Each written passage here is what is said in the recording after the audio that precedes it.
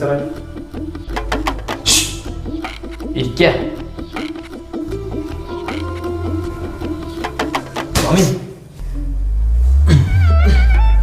എന്താ പ്രശ്നം പറയാ? ഈ ജാതകം ഒന്ന് നോക്കാനായിരുന്നു. നോക്കിയിരിക്കണോ? പോവാ. മോളെ ആടി ഇരിക്കും മോളെ. സ്വാമി മോളുടെ ആ ജാതകപ്പുരത്ത് ഒന്ന് നോക്കാനായിരുന്നു. നീ ഒന്ന് ആ സമയം ഒന്ന് നോക്കി തന്നാല്.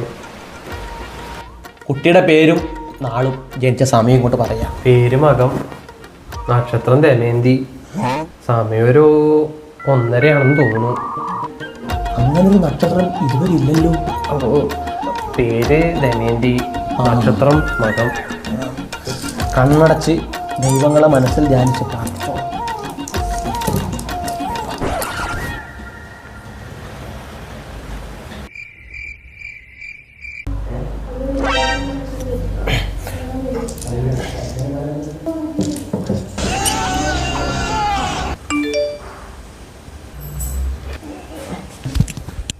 വരൻ്റെ പേരും നക്ഷത്രവും പറയാം.